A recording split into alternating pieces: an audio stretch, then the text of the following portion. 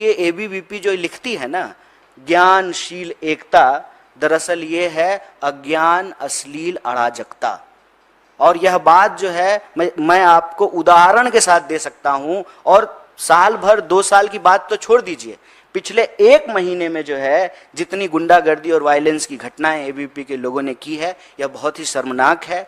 और इसकी जिम्मेवारी जो है सरकार में बैठे हुए लोगों को लेना पड़ेगा, प्रशासन में बैठे हुए लोगों को लेना पड़ेगा।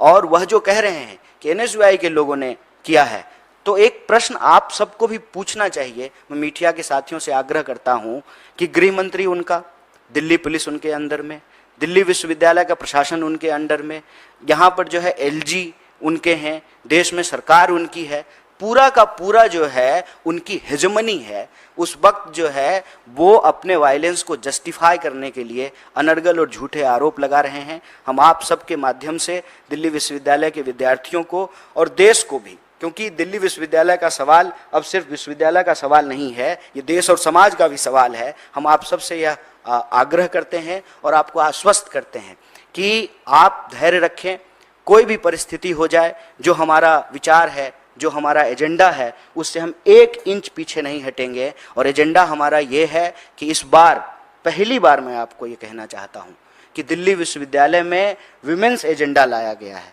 और उस एजेंडे की सबसे खास बात यह है कि महीने के 2 दिन, कम से कम 2 दिन जो मेंस्ट्रुअल लीव की बात की जा रही है, और इसको लेकर के दिल्ली विश्वविद्यालय की लड़कियों ने जिस तरीके से रिस्पॉन्ड किया है। खास बात यह है कि जब हमारे कैंपेनर कैंपेनिंग कर रहे हैं तो महिला शिक्षिका आकर के कहती हैं कि हमारे लिए तुम लोग क्यों नहीं कर रहे हो। तो जिस तरीके से समर्थन मिल रहा है हमारा स्टूडेंट सेंट्रिक एजेंडा को, जिस तरीके से कॉलेज के भीतर जो एनएसयूआई से जुड़े हुए लोग नहीं हैं, रेगुलर स्टूडेंट हैं, पढ़ने वाले विद्यार्थी हैं, जो क्लास करते हैं, लाइब्रेरी जाते हैं, घर से आते हैं, वापस घर को जाते हैं, वो तमाम विद्यार्थियों का एक व्यापक सपोर्ट मिल रहा है।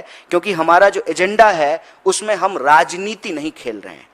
हमारे लिए ये नहीं है कि दिल्ली विश्वविद्यालय का चुनाव जीतें और तुरंत से जो है भाजपा में मंत्री बनने का जो है विकल्प खुला हुआ है। जो सरकार में होते हैं उनके प्रति यह आकर्षण स्वाभाविक है, लेकिन हम तो विपक्ष में बैठे हुए हैं और लगातार इस देश के मुद्दों पर बात कर रहे हैं। और आप हमारे पैनल को भी देखिए, हमारा पैनल साधारण किसान बैकग्राउंड के बच्चे हैं जो स्कॉलरशिप से पढ़ करके दिल्ली विश्वविद्यालय में पढ़ने के लिए आए हैं। और हमारा जो पॉजिटिव एजेंडा है, जो पॉजिटिव वाइब है, उससे व्यापक तरीके से विद्यार्थी भी जुड़ रहे हैं और विद्यार्थियों की सेवा करने वाले लोग भी जुड़ रहे हैं। और हमारा जो पैनल है उसमें एक लड़की के पिताजी जो है वो आर्मी में थे, माताजी उनकी जो है किसान हैं, तो वो समझते हैं कि सेवा का क्या मतलब होता है। इसीलिए हमने कहा कि चाहे देश में कोई भी इश्यूज हो, मणिपुर की अगर आप बात करें तब भी ये चुप रहे, महिला पहलवानों की बात करें तब भी ये चुप रहे, विश्वविद्यालय का बजट कट किया गया तब भी ये चुप रहे,